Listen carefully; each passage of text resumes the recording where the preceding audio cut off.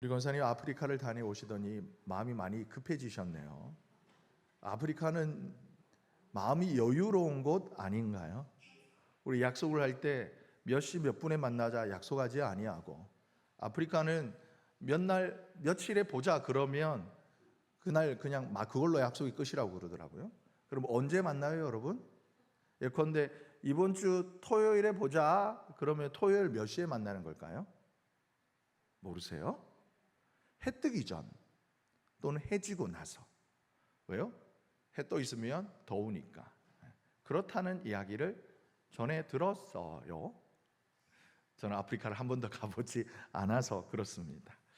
오늘 우리가 읽은 시편 29편의 말씀을 통해 우리 오늘 함께 나눌 말씀의 제목은 바로 평강의 복입니다.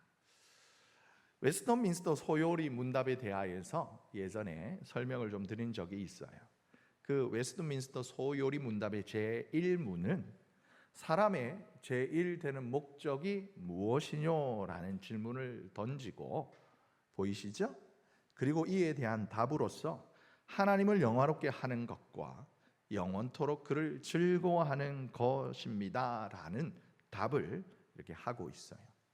그러니까 이것은 우리 사람의 존재의 목적, 우리 인간의 궁극적인 그 목적이 하나님을 영화롭게 하고, 그리고 하나님 안에서 하나님으로 인하여 하나님과 더불어 영원토록 즐거워하는데 기쁨을 누리는 삶에 있음을 분명히 하는 고백인 것이지요. 그리고 이 고백은 여러분 보시기에 약간 좀 아랫부분에 오렌지 색깔로 되어져 있어서 잘 보이시는지 모르겠습니다만은 네 구절의 성경 본문 순서대로 시편 73편에 보게 되어지면, 하나님을 가까이 하는 것이 내게 복이다. 내가 주 여호와를 나의 피난처로 삼아 주의 모든 행적을 전파하겠습니다. 요한복음 17장 예수님의 대제사장의 기도문에도 나오는 것처럼 아버지께서 내게 주신 자도 나 있는 곳에 나와 함께 있어 아버지께서 창세전부터 나를 사랑하심으로 내게 주신 나의 영광을 그들로 보게 하기를 원합니다 라는 말씀과, 그리고 로마서 고린도전서 10장과 31절 그런 정 너희가 먹든지 마시든지 무엇을 하든지 다 하나님의 영광을 위하여 하라. 그리고 앞에 있는 로마서 11장 31절에 보면 만물이 다 주님에게서로 나왔고, 그리고 주님으로 말미암고, 그리고 주님께로 돌아가기에 오직 주님께 영광이 세세 무궁토록 있을지어다 라고 하신 이 말씀들어 성경 말씀을 근거로 하는, 즉 성경적 세계관에서 나온 말입니다. 그러니까 인간의 목적이 창조주 하나님을 향하여 있음을 분명하게 하고 있는 거죠. 먼저 하나님께서는 하나님 자신의 영광을 위하여 우리 인간을 창조하셨다라고 하셨어요. 굳이 하나님의 영광을 위하여 창조하신 것이 아니라면 굳이 많고 많은 만물의 형상들 가운데 하나님의 형상을 닮아 짓지 않으셨을 뿐더러 그 코에 하나님의 영혼을 담아 소뜻을 담아 생기를 불어 넣으시는 창조의 수고를 하나님께서 불어 하시지 않으셨을 거예요. 그러니까 우리 인간은 하나님을 위한, 하나님의 영광을 위해 창조되었고, 그 영광을 드러내고 또한 즐거워하는 존재로 하나님께서 지으셨다라는 거예요. 그리고 우리가 하나님을 먼저 영화롭게 하고, 그리고 하나님을 기뻐하는, 즐거워하는 행위가 있는데 그건 바로 예배입니다. 우리는 예배 중에 임하시는 성령의 충만함 속에서 하나님께 영광을 올려드립니다. 우리가 오늘 이 밤 저녁에 함께 모여서 우리가 불렀던 찬송 마지막 두 곡의 그 후렴 가사가 기억이 나십니까? 영광과 능력이 세세토록 있을지어다. 모든 영광과 존귀와 능력 찬송인가요? 받으소서, 받으소서. 이따가 우리 한번 말씀 후에 우리 함께 다시 찬양하기를 원하는데요, 이처럼 여러분 예배 중에 임하시는 하나님의 그 성령 충만함 속에서 먼저는 하나님께 영광을 올려드리고, 그 예배 가운데 여러분 예수님께서 제자들에게 말씀하셨던 것처럼 내가 너희에게 평안을 끼치노니 내가 너희에게 주는 평안은 세상이 주는 것과 같지 아니하다라고 하신 말씀, 하늘로부터 임하는 여호와 샬롬의 그 평안, 하나님의 기쁨을 맛보며 즐거워하는 것, 이 모든 것이 우리 하나님 앞에 나와 하는 예배, 물론 공예배와 더불어서 여러분 깊은 조용한 침묵 속에 또는 아니면 한적한 곳에서 오직 내 마음을 하나님께로 향하여 올려드리는 나 혼자만의 예배를 통하여 우리는 이 일들을 경험할 수 있게 되는 거예요. 그래서 오늘 우리가 읽은 시편 29편의 말씀은 이 예배에 대한 명령으로 시작해서요, 이 예배를 통해 우리가 얻게 되는 우리 삶을 향한 하나님의 은혜, 그 결과로서 평강의 축복으로 마무리하고 있습니다. 그래서 우리가 오늘 본문을 통해서 생각해 볼 그 첫 번째는 먼저 누가 예배하는가라는 거예요. 그러니까 예배의 그 대상에 대하여서 말씀하고 있어요. 우리 1절과 2절의 말씀을 우리 다시 한번 읽어보도록 하겠습니다. 너희 권능 있는 자들아, 영광과 능력을 여호와께 돌리고 돌릴지어다. 여호와께 그의 이름에 합당한 영광을 돌리며 거룩한 옷을 입고 여호와께 예배할지어다. 아멘. 이 말씀을 보시면 여러분 뭐 부르고 있죠? 누구를 부르고 있습니까? 너희 권능 있는 자들아. 여러분 여기서 권능 있는 자들아라는 말씀은 조금 여러 가지로 해석이 될 수가 있어요. 먼저는 첫 번째 영적인 존재들, 그러니까 천상의 존재들, 천사와 같은 영적 존재들이 될 수 있고, 두 번째는 말 그대로 이 땅의 세상의 통치자들, 주관자들, 그리고 권력자들, 강력한 지도자들을 향한 이 말씀일 수도 있어요. 그런데 마지막은 여러분 만물, 모든 피조물에게 하시는 말씀인 거예요. 여러분 가만히 생각해 보세요. 만물이라고 그랬어요. 근데 그렇다면 여러분 큰 짐승들은 그렇다 쳐요. 호랑이 엉 하는, 사자도 엉 하나요? 네. 호랑이 사자 똑같이 엉. 그런 분들은 이런 큰 짐승들 보면 그 위험이 있는 것 같아요. 능력이 있는 짐승들 같아요. 힘이 있어요.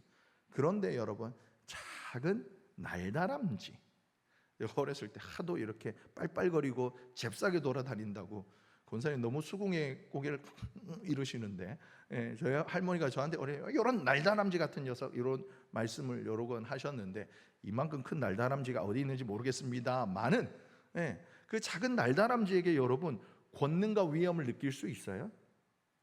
그런데 여러분 로마서 1장 20절의 말씀을 보게 되어지면 창세로부터 그의 보이지 않는 것, 그러니까 우리 하나님의 영원하신 능력과 신성이 어디에 있어요?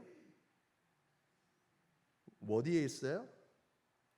그가 만드신 만물, what has been made, 그러니까 하나님께서 만드신 모든 것에 분명히 보여져 있었다라고 말씀하고 있는 거예요.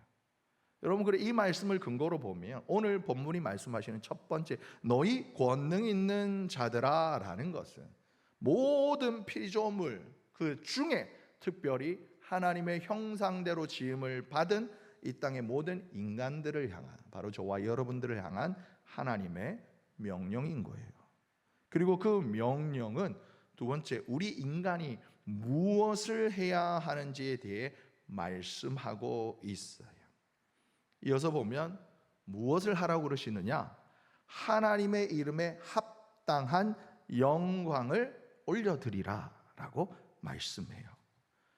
여러분 하나님의 이름 무엇이 있을까요? 목사님 하나님의 이름이 하나님이죠. 뭐가 있어요? 성은 하시오, 이름은 나님이라고. 그리고 하나님의 동생은 뭐예요? 성은 하시오, 이름은 너님이라고. 나님이고 너님이고. 아니지요. 여러분 성경에 보게 되어지면 하나님의 이름 여러 군데 등장해요.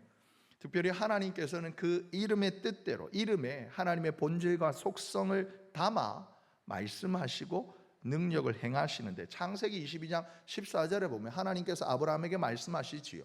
너 하나밖에 없는 독자 이삭을 내가 내게 지시한 곳으로 가서 내게 바쳐라 하셨을 그때에 아브라함이 지체 없이 순종합니다. 이삭을 데리고, 그리고 종 하나를 데리고 땔감을 나귀에 얹어 이렇게 이제 하나님 말씀하신 곳으로 가서, 그리고 이제는 아들과 함께 단둘이 그 산을 올라가 아들 이삭을 묶어 칼을 들어 하나님의 명령에 순종하려고 하였을 그때에 하나님께서 아브라함아 아브라함 하시면서 멈추라 하시고, 그리고 아브라함이 그때에 눈을 들어 보니 한 순양이 그 뿔이 덤불에 걸쳐 수풀에 걸려 꼼짝달싹 못하고 있는 그때 또 다른 제물을 하나님께서 미리 준비하셨다 하여 아브라함이 그 땅 이름을 여호와 이레라고 말씀하셨어요. 그리고 출애굽기 15장 26절에 보면, 여러분 출애굽하는 백성들이 많이 여러 가지 몸도 지치고 마음도 지쳤어요. 그래서 첫 번째 그들이 하나님 앞에 원망과 마음이 상하여서 하나님 앞에 원망을 쏟아내었던 것이 무엇이냐? 제일 첫 번째, 마실 물이 없는 것 때문이었어요. 그리고 겨우 마실 물 웅덩이를 찾았는데 그 웅덩이가 너무 쓴 물이에요. 먹을 수 없는 물이었어요. 그래서 백성들이 원망합니다. 그 중에 하나님께 기도할 여력조차 없었던 거예요. 기진맥진한 이스라엘 백성들을 하나님께서 그래도 긍휼히 여기셔서 모세에게 명하셔 한 나무를 보게 하시고 그걸 물에 던지니까 그 물이 달게 변하였어요. 여러분, 물이 단순히 속성이 변한 것이 아니에요. 그 시원한 물을 마심으로 말미암아 백성들의 지친 몸이 회복이 되어지고 원망으로 가득 찼던 그 마음이 회복되어지는 사건을 경험하게 되는 거예요. 그때 하나님께서 이스라엘 백성들을 향하여 하신 말씀 중 나는 여호와 라파, 나는 너희를 치료하는 여호와임이니라 라고 말씀하셨어요. 그리고 출애굽 17장 15절에 보게 되어지면, 출애굽하면 이스라엘 백성들이 이제 광야길을 걸어가게 되는 그때에 제일 먼저 그들 앞에 가로막아 선 이방인들이 있었으니 바로 아말렉이었어요. 아말렉이 이스라엘과 이제 막아서서 싸워 이기려고.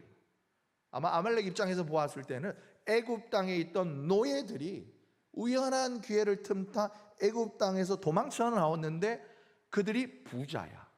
그러니 그들이 가진 재물들을 우리가 이제 노예들이었으니까 얘네들이 제대로 된 군사도 없었으니 병력도 제대로 없으니 우리가 칼과 창으로 들고 나오면 얘네들을 쉽게 물리쳐서 그들의 재물을 얻을 수 있을 거라라는 생각으로 이스라엘 백성들을 대항합니다.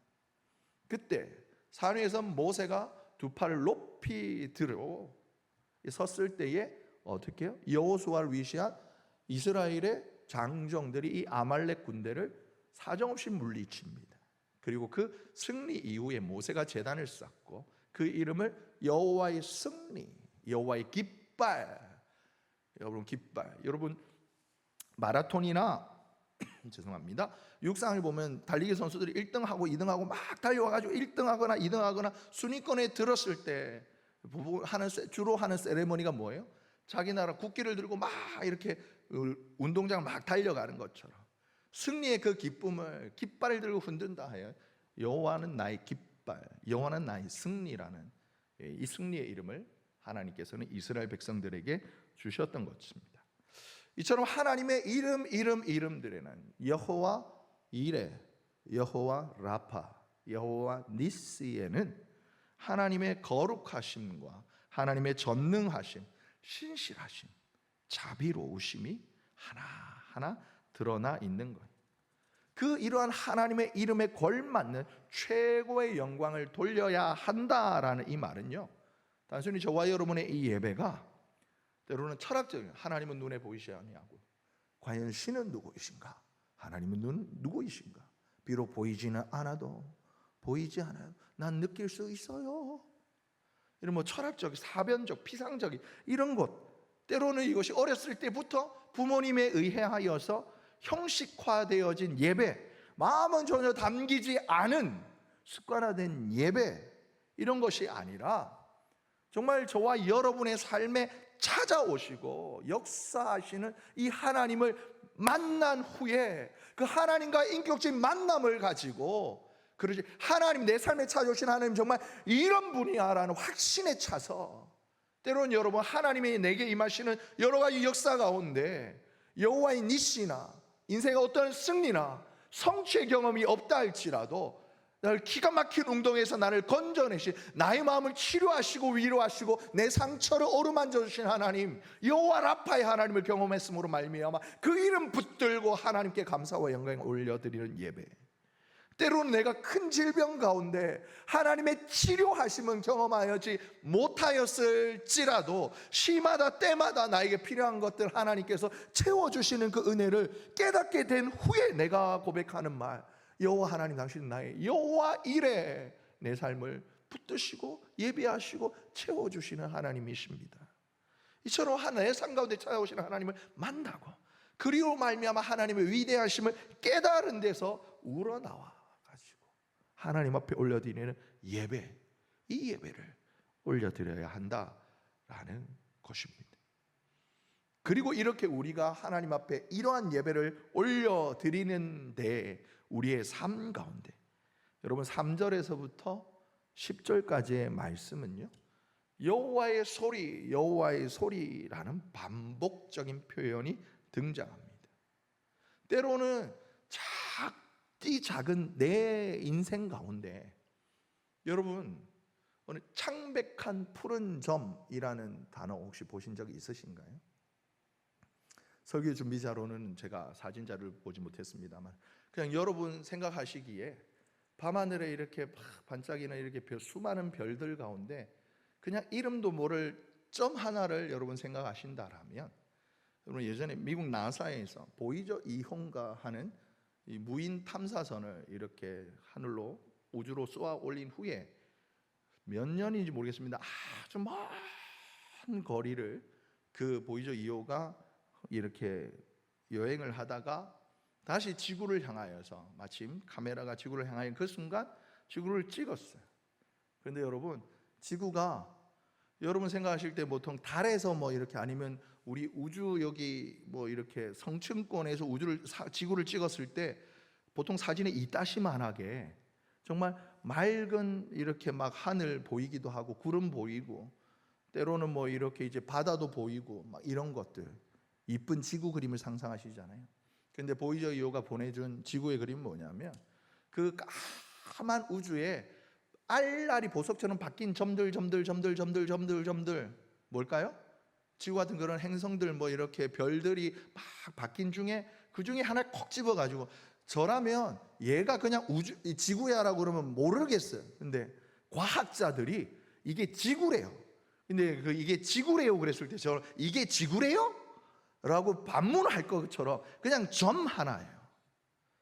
정말 큰 우주 안에 정말 저 멀리서 사진을 찍었을 때는 정말 지극히 작은 점과 같은 그 지구 속에 그보다 더 작은 내 인생, 나의 삶에 어찌 보면 하나님의 역사하심이 기적과도 같은 하나님의 역사가 내게 찾아오지 않는다 할지라도, 여러분 오늘 성경 기자는, 시편 기자는 무엇을 노래하는지 아십니까? 여호와의 소리, 여호와의 소리가 있다.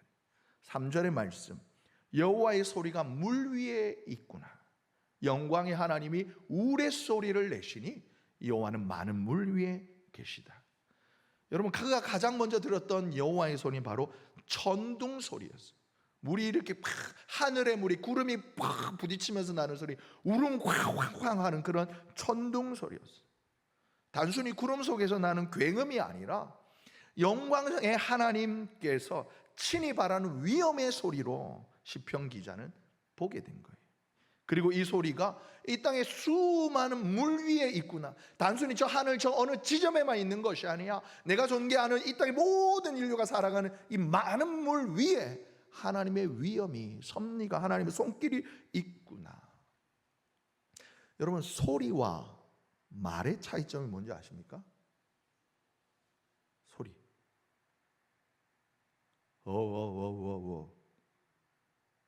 이해하셨어요?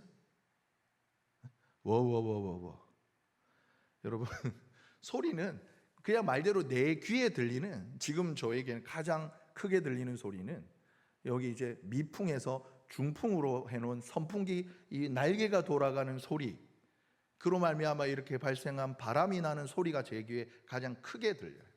근데 여러분 이 소리에 의미가 있어요? 의미가 있어요? 아니, 없어요. 여러분, 소리라는 것은 이렇게 우리의 귀에 들리는 그냥 만물의 많은 그냥 들리는 그냥 그 소리를 말하고, 말은 무엇이냐? 많고 많은 소리들 가운데 지능이 있는 존재들이 서로에게, 서로 각기 다른 객체에게 뜻을 담아 전하는 소리를 말이라고 그러는 거예요. 여러분, 눈을 한번 감아 보시겠습니까? 눈 한번 떠 보시겠어요? 네. 제가 여러분에게 부탁드린 대로 여러분이 똑같이 따라 행하셨잖아요. 장로님 이제 뜨셔도 돼요. 네. 이처럼 이 의미를 담아서 하는 내는 소리를 말이라고 그러는 거예요. 그런데 오늘 시편 기자는 뭐라면, 여러분 어떻게 보면 우리의 작은 존재인 우리가 여러분 하나님께서 하시는 그 많고 많은 섭리를 다 깨달을 수 있는가? 여기 계신 분 중에 하나님의 뜻, 하나님의 섭리, 하나님의 계획을 다 알고 하나님의 마음을 다 헤아릴 수 있는 분 계셔요? 혹 계시다면, 목사님 제가 다른 몰라도 한 5%는 알 것 같아요 라는 분이 계시다면 사실 그분이 여기 계셔야 돼요. 제가 여기 밑에 있어야 돼요.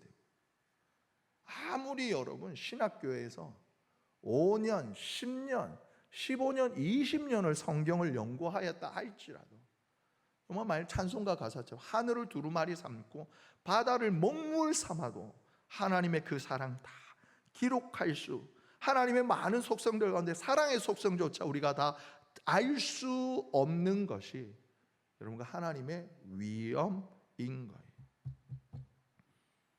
여러분, 예수님께서 바다를 잠잠하게 하실 때 제자들이 예수님의 말씀을 들었어요? 못 들었어요?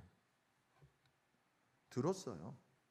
들었으니까 예수님께서 무엇라 말씀하시는지를 들었고, 그리고 그 예수님의 말씀에 바다가 순종하여 잠잠하는 것을 지는 것을 보았어요.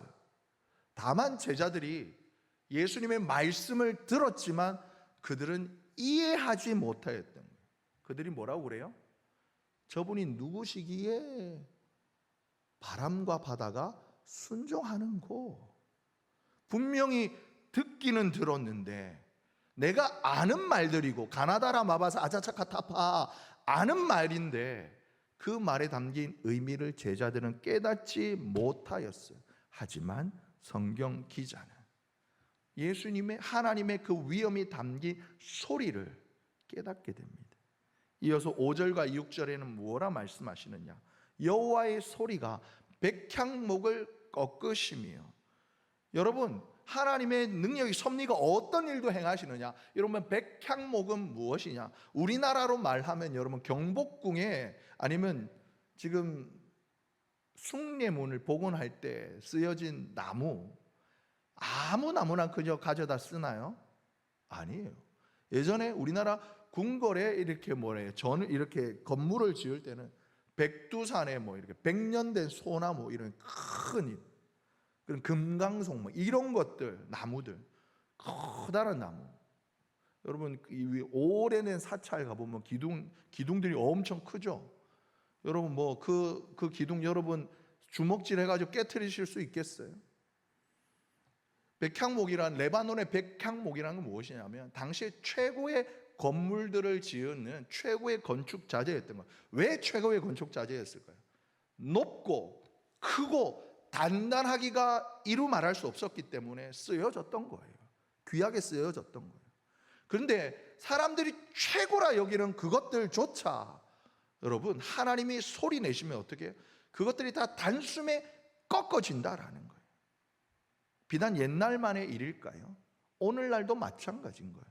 여러분 나라를 다스리는 데 있어서 예전에는 고대에는 치수가 가장 큰 통치자의 덕목 중에 하나였어요. 때가 되면 큰 비가 내려가지고 백성들의 입는 피해가 많이 크니까 물을 다스리기가 여러분 통치자들의 마음을 얼마나 힘들게 했는지 몰라요. 오늘날도 마찬가지죠. 여러분 여름 태풍과 장마가 왔을 때 여러분 이웃나라 큰 피해를 입잖아요. 참 우리나라는 감사하게 양쪽으로 방파제가 딱 있어가지고 그나마 피해를 덜 입습니다만 요즘에 그 얼마나 우주선을 저기 수십 광년 밖으로 쏘아 보내는 최첨단의 과학기술 시대에도요, 사람들이 아무리 높고 튼튼하고 거대한 건물을 지어도요, 하나님께서 비, 바람 조금 세게 보내시면 다 무너지는 거예요.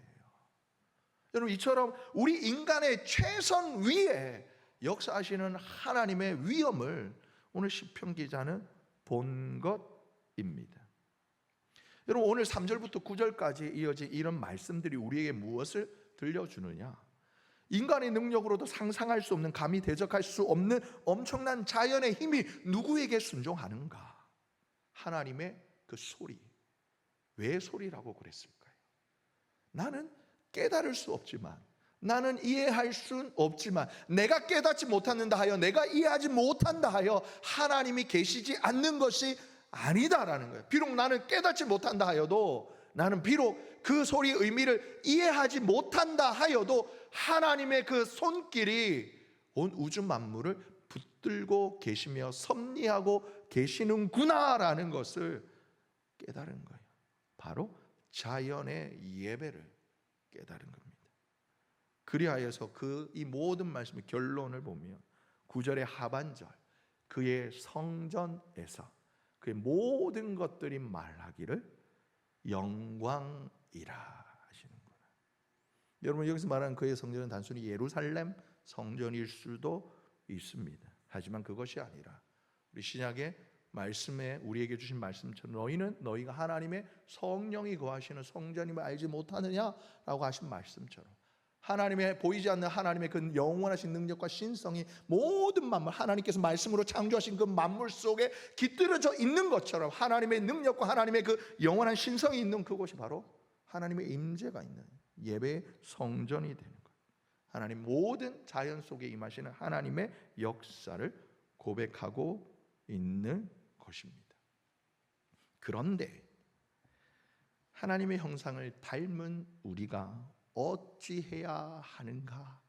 라는 역설적인 질문을 오늘 본문 속에 행간에 담아 전하고 있는 거예요. 오히려 우리는 세상의 권력을 두려워하고 있지 않은가? 예측 불가능한 자연재해 앞에 절망한 채 주저앉아만 있지 않는가? 하나님의 위엄이 아니라 세상의 권력 앞에 굴복하며, 이 시편 기자가 들은 하나님의 소리를 듣지 못한 채 그저 자연 앞에 우리는 절망하고 있는 것이 아니라, 이 모든 것을 주관하시는 하나님 앞에 나와 하나님의 뜻을 깨닫고 찬양과 영광의 예배를 드리라 라고 권면하고 있는 거예요. 그리할 때 결론으로 10절 말씀 우리 함께 읽습니다. 여호와께서 홍수 때에 좌정하셨으며 여호와께서 영원하도록 왕으로 좌정하시도다. 아멘. 이런 본문의 성경에서 말하는 홍수는 보통 노아의 홍수처럼 심판과 격변, 그리고 어떤 일로 말미암아 내 마음에 혼란이 가득한 그때를 의미합니다. 세상이 흔들리고 요동치고 온갖 재능과 고난이 내게 닥쳐올 때, 때로는 내 삶에 어쩜 이런 일이 일어날 수 있는가, 정말 이래 불가능한 것 같은 그런 상황 속에 느껴질 때, 오늘 본문은 뭐라 그러시느냐? 우리 하나님께서 여전히 변함없이 왕으로 좌정하고 계신다라는 거예요.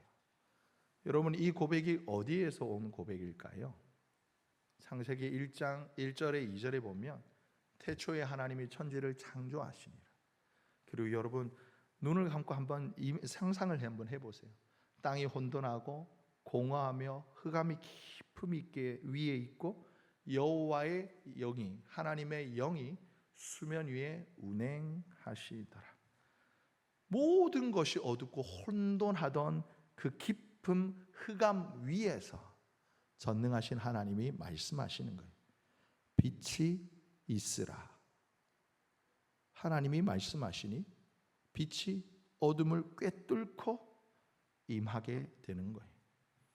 이처럼 말씀으로 세상을 창조하신 하나님은 여전히 홍수와도 같은 세상을 살아가는 내 삶에 하나님 시대가 바뀌었어요. 지금 얼마나 바로 그때 복잡하고 인간관계가 그렇게 심플하지 않아요 라고 여러분이 그 어떤 변명을 들어놓는다 할지라도, 그리고 내 마음속으로 소용돌이 치는 그 혼란 가운데, 홍수 속에서도 하나님이 여전히 내 혼란한 삶 가운데 함께 하시고 내 인생의 주인, 내 인생의 왕이 되시고자 여전히 문을 두드리고 계신다라는 거예요. 그리고 그렇게 우리가 하나님을 내 인생의 왕으로 모셔드릴 때 마침내 오늘 11절, 오늘 말씀의 제목인 평강의 복이 선언이 됩니다. 우리 함께 읽습니다. 여호와께서 자기 백성에게 힘을 주시며 여호와께서 자기 백성에게 평강의 복을 주시리로다. 아멘. 아멘. 반복해서 말씀하세요. 여호와께서 자기 백성에게, 여호와께서 자기의 백성에게.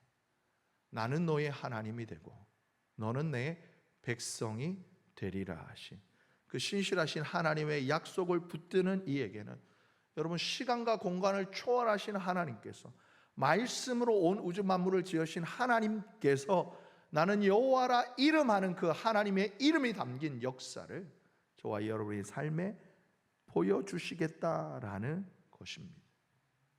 여러분, 힘, 세상을 능히 이겨낼 여호와 니시, 영적인 복, 평강, 감히 세상이 줄 수 없는 오직 하나님과의 관계성에서 오는 그 참된 안식과 평화를 하나님께서 자기 백성에게 주시고 주신다라는 것입니다.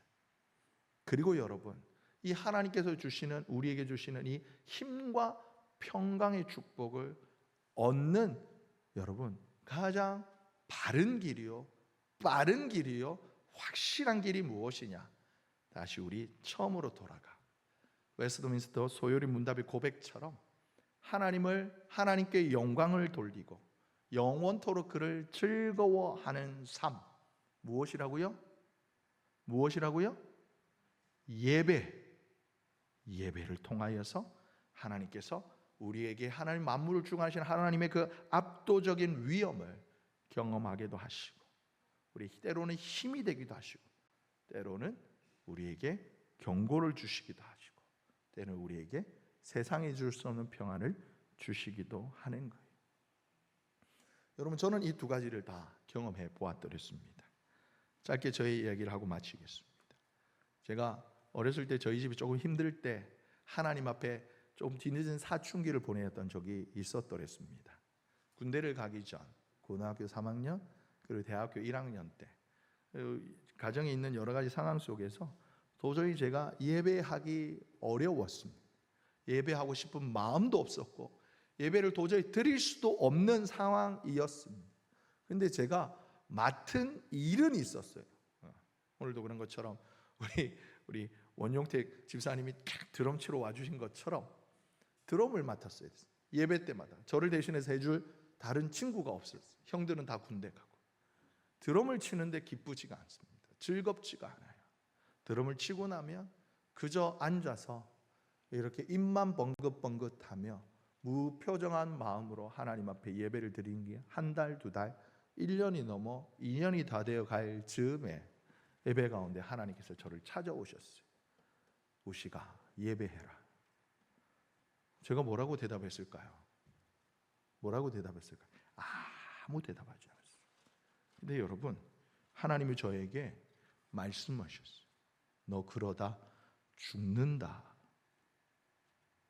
이것처럼 우리가 농담처럼 너 죽는다가 아니라 정말 경험하지 못한 공포가 제 영혼을 짓눌렀어요. 근데 사람이 얼마나 완악한지 제가 그때 뭐라고 그랬냐면, 주님 앞에 직이 있어 이랬어요. 잘 못 알아들으시겠죠. 심각한 내용이지만 번역해 드리자면 죽이세요. 였어요. 죽이세요. 살기 싫어요. 였습니다. 그렇게 제게 한번 하나님이 찾아오셨어요. 그러다가 그렇게 면전을 지난 후에 다시 한번 저에게 하나님이 찾아오셨어요. 1999년 10월 이때 좀 마지막 주쯤에 종로가 여전도회관 2층 예수전도단 예배학교 셋째 날 내적 지유 호주 출신 일본 선교사님 키가 190이 넘고 몸무게가 130이 넘는 그분. 여러분이 하나님 이 땅에 태어나셨을 때에 하나님께서 여러분을 품에 안고 춤을 주셨어요. 그저 여러분이 너무나 사랑스러워서. 여러분 그 말씀이 제게 다시 찾아왔어요. 여러분 그러고 나니까요 상황은 바뀌지 않았어요. 그런데 저는 그때 확실히 경험했어요. 정말 이 땅에 그 누구도 줄 수 없는 평안과 마음의 기쁨, 내 영혼의 만족을 경험했었더랬습니다. 사랑하는 성도 여러분, 우리 교회가 이런 예배를 드릴 수 있기를 간절히 소망합니다. 그저 습관에 따른 예배가 아니라 어렸을 때부터 강압적으로 해왔기에 형식적인 관성과도 같은 예배가 아니라 그저 오늘 하루도 내게 찾아오신 하나님, 오늘도 나를 붙드시는 그 하나님이 너무나 감사하고 고맙고, 그리고 하나님과 더 가까이 더 적극적으로 하나님과 함께 있고 싶어서 드리는 예배로서 하나님 앞에 나올 때에 찬양의 그리고 기도의 시간에 말씀의 시간에 내게 들려주시는, 내게 부어주시는 성령의 충만함을 경험함으로 말미암아 오늘 말씀 제목처럼 이 세상에 줄 수 없는 하나님만이 주시는 그 힘과 평강의 복을 정말 그 복으로 기뻐하고 즐거워하는 우리 선함의 권속들 되시기를 예수님의 이름으로 축복합니다.